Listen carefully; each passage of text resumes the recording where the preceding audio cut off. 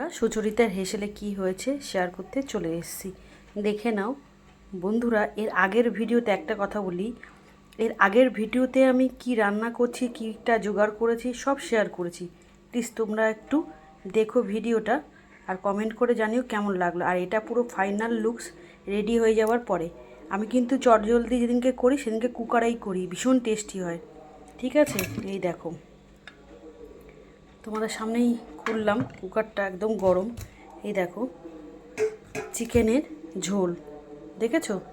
একদম কেমন হয়েছে কমেন্ট করে জানাবে। এটা কিভাবে করেছি আর কতটা তেল মশলা দিয়েছি আমি কিন্তু ভিডিওতে শেয়ার করেছি। এত সুন্দর অ্যারোমা বেরোচ্ছে। আর সত্যি কথা বলবো কি বন্ধুরা, কষ্ট করে শিলনোড়াতে মশলা বেটে একটু রান্না করবে, দেখবে তার স্বাদ আলাদা হয়। বাটা মশলার একটা আলাদা স্বাদ হয়, গুঁড়ো মশলার একটা আলাদা স্বাদ হয়। সব কিছু একটা নিজস্ব স্বাদ আছে, তাই না বন্ধুরা? যত তেল ঝাল মশলা কম খাবে। এই রঙটা দেখে ভয় পেয়ে যেও না, এটা পাকা টমেটোর রঙ। ঠিক আছে, আমি তো তোমাদের সাথে রেসিপিটা শেয়ার করেছি।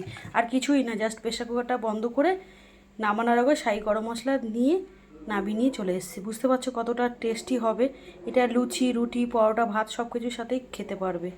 ঠিক আছে, তোমরা যদি আর একটু ঝোল রাখতে চাও তাহলে প্রেশার কুকারে কিন্তু আর একটু জল দিতে পারো। প্রেশার কুকারে যা জল দেবে সেটাই থাকবে, কম বেশি কিছু হবে না। আমরা নামিয়ে একটু ফুটিয়ে নিই। ঠিক আছে, যতটা গ্রেভি রাখবো ততটা। দেখে বুঝতে পারছো বেশি কিন্তু কষা হয়নি, আবার রসাও হয়নি। এই দেখো ঝোলের রঙটা দেখতে পাচ্ছ। যখন 2 পিস আলু 1 পিস চিকেন নেবো, ভাতের সাথে মেখে খেতে কিন্তু অসাধারণ লাগবে। আর করে নিয়েছি দেখো, এখন গরম পড়ছে, এই সবজিটা দারুণ লাগে। দেখো ধোঁয়া উঠছে, আমি রান্না করেই তোমাদের সাথে শেয়ার করতে চলে আসি বন্ধুরা। গরম গরম খাবার খেতে ভীষণ ভালো লাগে। গ্যাসের উপরে ভাত বসানো রয়েছে। এটা করেছি সব রকম সবজি দিয়ে, পাঁচমিশালি সবজি। চচ্চড়ি নয়, চচ্চড়িটা আমি আলাদাভাবে করি। চচ্চড়িটার মধ্যে চিংড়ি মাছ দেওয়া যায়, নিরামিষভাবে করা যায়। এটা বড়ি দিয়ে একটা নিরামিষ সবজি রান্না করেছি। কি কি সবজি দিয়েছি তোমরা আগের ভিডিওগুলোতে দেখবে, ভীষণ ভালো লাগবে। আর বাটাতে দিয়েছিলাম আদা আর কাঁচা লঙ্কা, 5 ফোড়ন, তেজপাতা, শুকনো লঙ্কা ফোড়ন দিয়ে বড়িগুলো লাল করে ভেজে তুলে নিয়েছিলাম। তারপরে টমেটো ফোড়ন দিয়ে সবজিগুলো দিয়ে ভালো করে সাঁতলে নিয়েছি।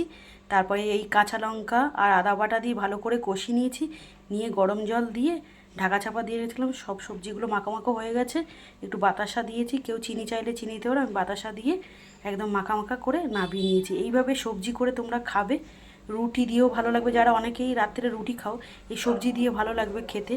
আর ডালের পাতে সবজি দিয়ে ভালো লাগবে, গরম গরম ভাত দিয়ে একটু করে লেবু চটকে ভালো লাগবে খেতে।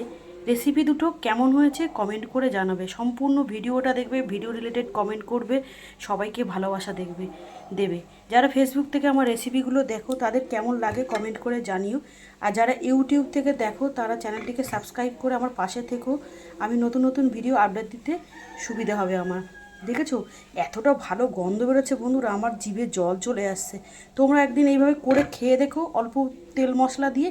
আমি কথা দিচ্ছি তোমাদের দারুণ লাগবে। আর এত কিছু রান্না করতে ভালো লাগে না। আর আমি টমেটো চাটনি করে রেখে দিয়েছি ফ্রিজে, বের করে নেবো খাওয়ার সময়। ঠিক আছে, রাখছি। Love you all. কমেন্ট করো কিন্তু কেমন লাগলো।